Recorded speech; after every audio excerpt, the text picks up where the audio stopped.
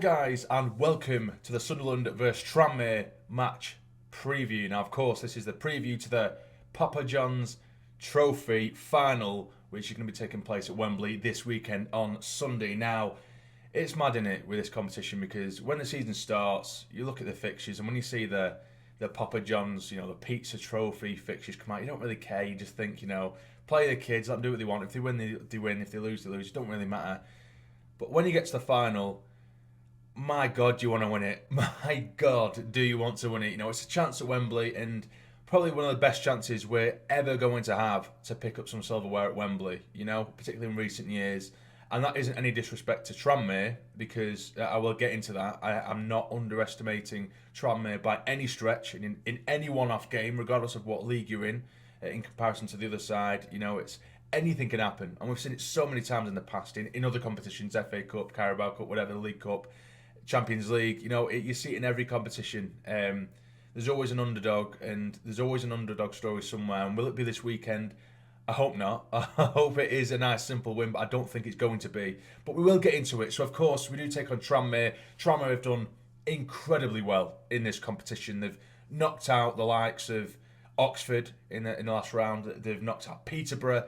A side who, Peterborough, for me, and I've said throughout the season, I think they are the strongest side in League One, and I've said that. Regardless of Sunderland's recent form, I do think that Peterborough are the best side. I love watching their football. Some of their attacking plays are really, really good for this league. So that's a real scalp for them there. That was in the quarters, I think. In the semis, of course, they took on Oxford. Oxford, another side who we expected to be doing a lot better this season in this league, in League One. But they still knocked them out, still had the job to do. Tranmere are currently fourth in their league, we're fourth in ours.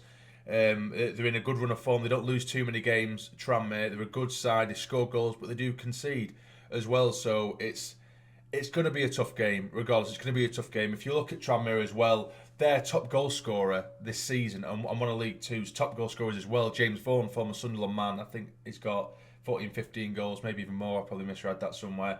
But he's out injured, so that's a big plus for us, as much as I don't like to wish injuries on anyone.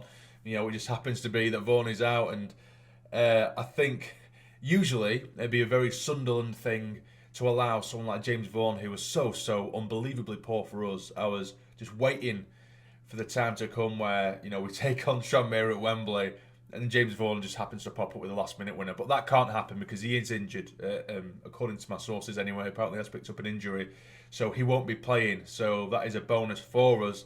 But we will get into my preferred starting 11. Now, bear in mind that Sanderson is cup-tied. I've seen a few people already, and on social media and on YouTube, stick Sanderson in their 11s. He's cup-tied. Just a reminder. Not being a smart arse, I'm just saying.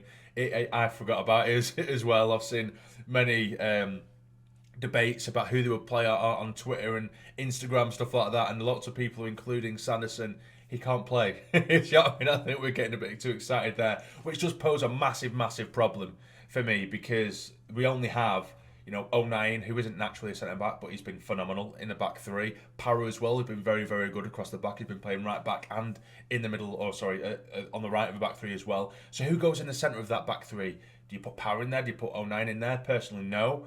If Flanagan, who got some minutes against Pompey, is fit, I'll probably stick Flanagan in there. But with Flanagan in a back three, I prefer him on the left-hand side of a back three. I don't like him in the centre. I think he's a liability there. And in a back two, I don't like Flanagan there either.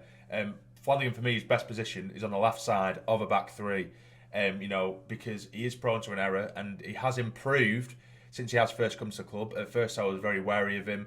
He worried me.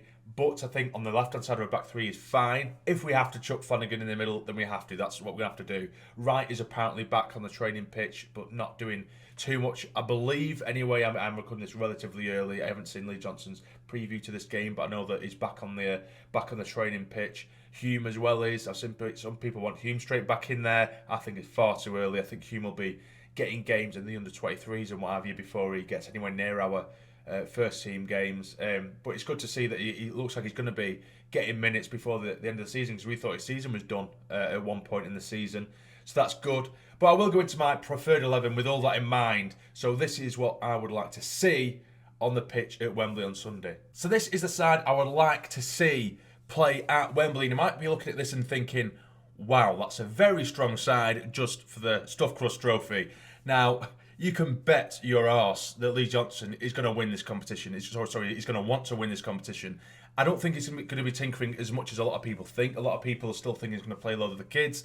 I don't think that's the case. To get Sunderland some silverware is going to be his biggest priority this season. And of course, getting us promoted, of course. But you're not going to get a better chance to get some silverware. So I would go with Burge in goal, O'Nien and Power on the sides, or on either side of Bailey Wright, if he is fit, of course. If he is fit, I would want Bailey Wright there. If Sanderson, of course, was eligible, then Sanderson would 100% be there. But Bailey Wright, a leader. If not, Flanagan would have to go there for me, because I wouldn't trust Power or O'Nien in the centre of a back three. We just need a natural defender in there. So that would be my back three. Now, across the middle with McFadzean on the left-hand side, he seems to be a lot better in that position when he's pushed up, because he doesn't have that responsibility or as much responsibility to defend.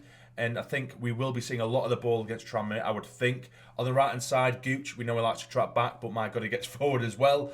In the middle now, this is where I really struggled. Neil has been in and out of this competition. I've looked back at the lineups throughout this competition, and since Lee Johnson has taken charge, he hasn't put particularly weakened sides in this competition. One or two, maybe, and Neil is the one that has featured the most in and out of the squad in Lee Johnson's sides in this competition. He hasn't put loads of the youngsters in. Diamond has started a couple of the games as well, but I really can't see him weakening the side that much. I would like to see Neil alongside Winchester. The only thing that concerns me a little bit with those two is that what we've seen with Scowen and Winchester in the middle recently is that Winchester is being allowed to go forward, whereas Neil, if Dan Neil is in there, would that mean that Winchester would be anchored back when Winchester's actually looked very good in that role where he can move forward? So would he put Scowen in there to drop off a little bit? I don't know, but I think Winchester and Neil would be brilliant in there. Winchester's really, really impressed me over the last couple of games. His passing range has been phenomenal, absolutely fantastic. See him control the middle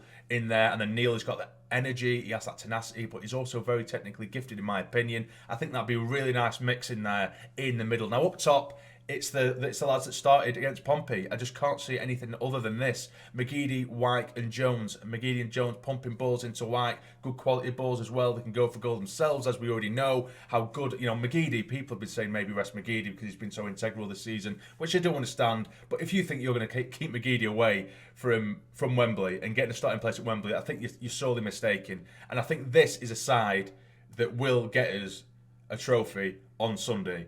Fingers crossed. So that would be my starting 11. And again, I'm probably horribly wrong, but I do honestly believe that Lee Johnson's going to go all out for this game. Maybe someone like a Dan Neil or a Diamond to start. I think maybe, but I don't think he's going to move it around as much as some people think, because some of these first team players they're going to want to go to Wembley. You can look at it one way or the other.